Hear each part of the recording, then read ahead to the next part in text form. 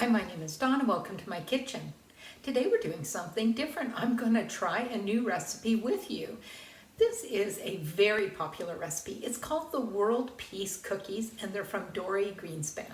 Now Dorie's recipes are fantastic. I've made many of them and I really like them.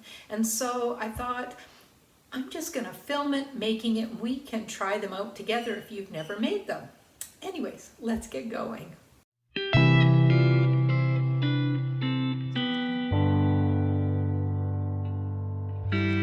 First, let's pull out all our ingredients. We're going to need all-purpose flour, cocoa powder, baking soda, unsalted butter. Once again, I have salted butter, so that's what I'm going to be using. This recipe calls for both brown sugar and granulated sugar. For the salt, it's calling for fleur de sel, which I happen to have. And because I've never made this, I don't really have a substitution, but I do have fleur de sel, and it can commonly be found in grocery stores nowadays. So hopefully you pick this up if you're going to try the recipe. Vanilla extract. And for chocolate, yes, these are chocolate cookies. The recipe calls for bittersweet chocolate. I have this dark chocolate that I'm going to use that I keep in bulk from my local grocery store. Okay, let's reorganize this a bit and then we can talk about the tools. Okay, so this recipe, you can make it with an electric mixer, but I'm going to use my stand mixer, which is called for in the recipe. We'll need our cookie sheets. This recipe is chilled. So we are going to eventually need our cookie sheets. We're going to need some plastic wrap. I pulled out a bowl to mix my dry ingredients, my whisk for mixing them, and I've got a knife for chopping up my butter when I go to mix it because it calls for it to be in chunks. Now the first thing I do is I'm going to prepare my chocolate because chocolate is messy. It gets everywhere. So I want to get that taken care of, and then the cookie comes together super quick. So let's do that.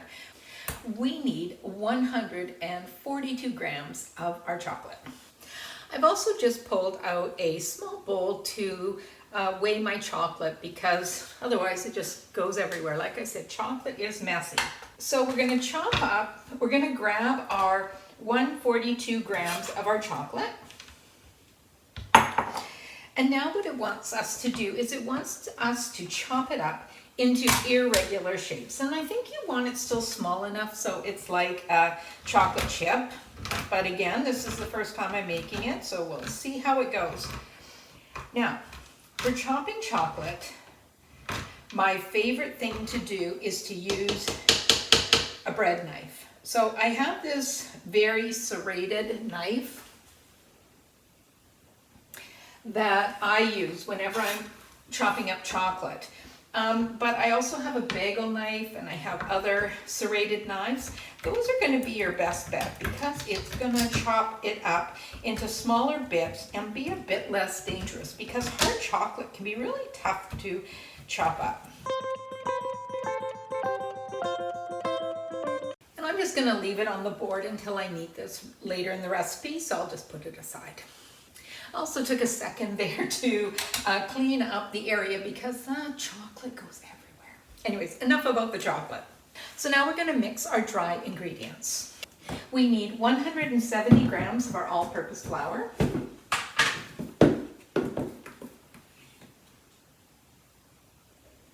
And we need 28 grams of our cocoa powder.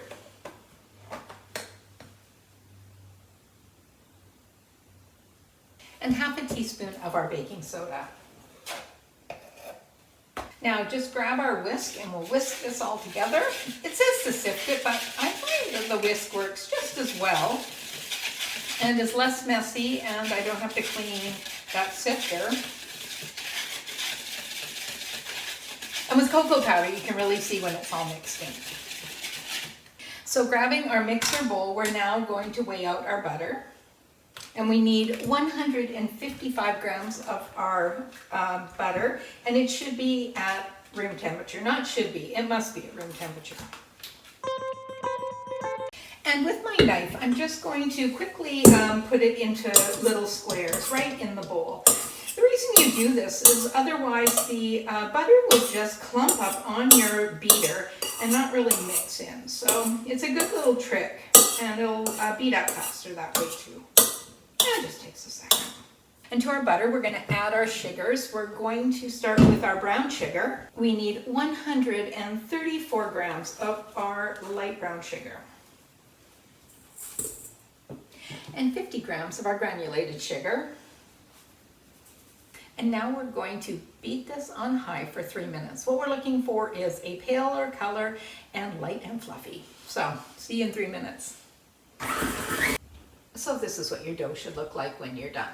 And now I pulled out my spatula because we'll want to scrape down our bowl.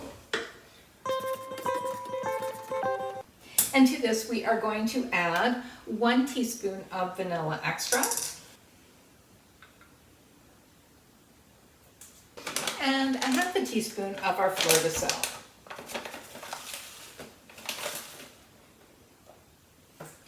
And we'll just beat it for a few seconds just to get it incorporated.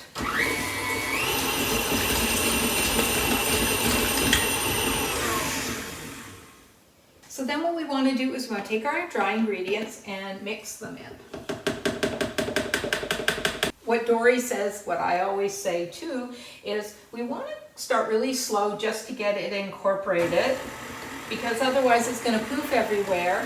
And then when it's very close, we'll just do one big blast to get it all mixed in. Now before I do my blast, I always like to do one last scrape down, get all those dry ingredients down. Now, I'm surprised I'm even trying this recipe because it has a big warning in it that this is an unpredictable recipe. And normally I'm here to show you very reliable, family favorites, winner recipes.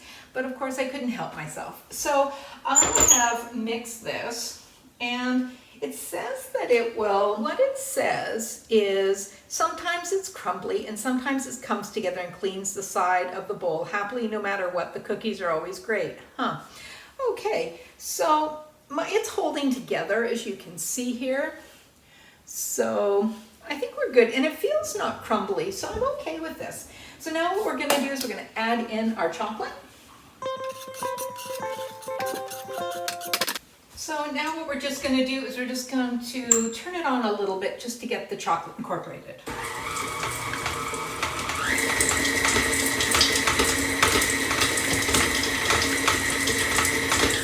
And there we go, we've made our cookie dough.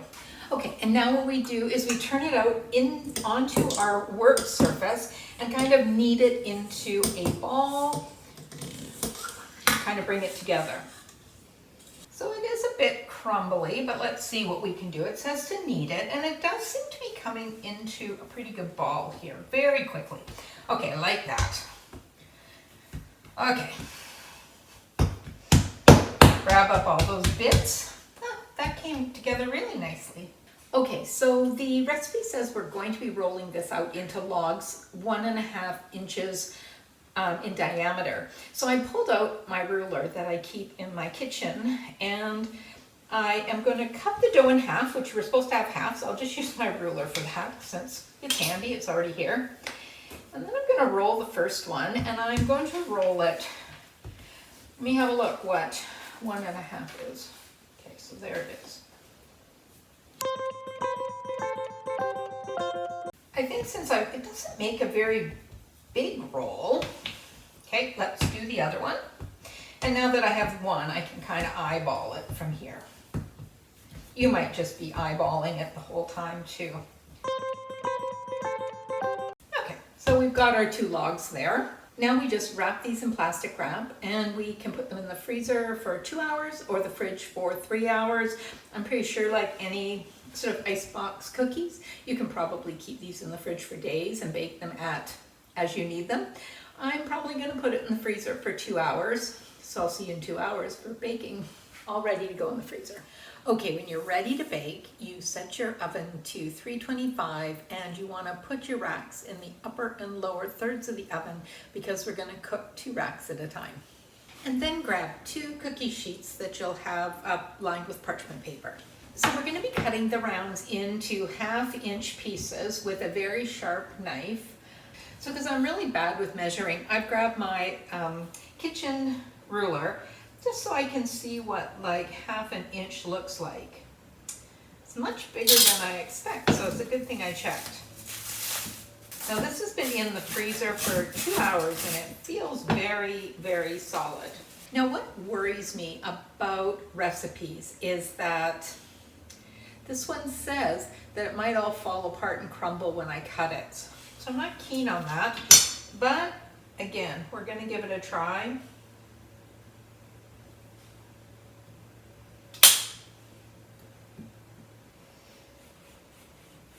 That knife did not work. I'm gonna grab this serrated bagel knife and see if this works a little bit better.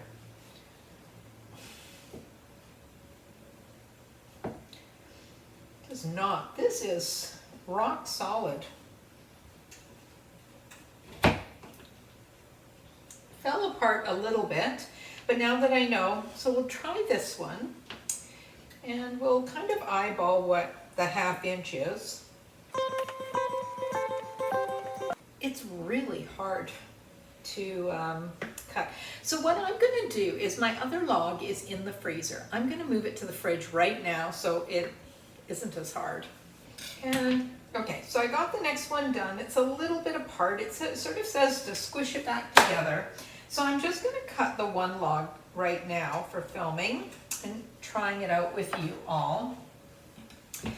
And we'll see how this goes. Maybe it'll be easier when I get to the middle, which might not be quite as frozen. Now it says it makes 36 cookies. There's no chance I'm making 36 cookies.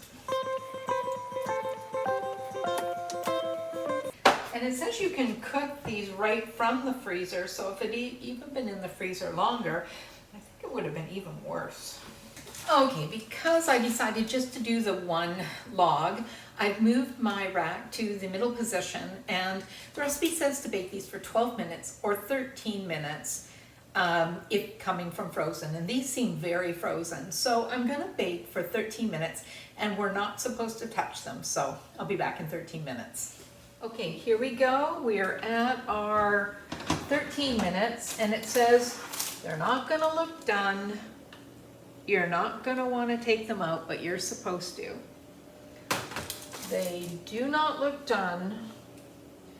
I do not know what to do except follow the instructions in the recipe because that's what we're doing. And I've got another log, so if these don't work out, I'll throw them back in if I have to. Anyways, what we're supposed to do now is we're supposed to put them, the sheet on a cooling rack, wait till they're cooled, then we get to taste test. So let's find out. See you soon. So here we are with our cookies, and they're completely cooled. They look like they're holding up okay. They look very intriguing. I'm going to break this one in half and see if it's cooked all the way through. Looks like it is.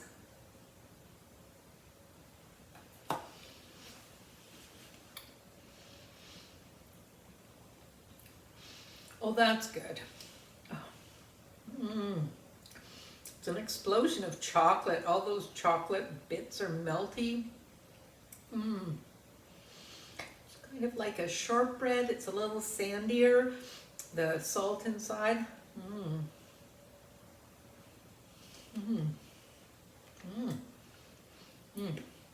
The salt crunches. Okay. Well, I'm super glad I gave these cookies a try. They're really large, so they're definitely substantial. Yeah, give this recipe a try. World Peace Cookies from Dorie Greenspan. They're really good. Until next time, keep cooking.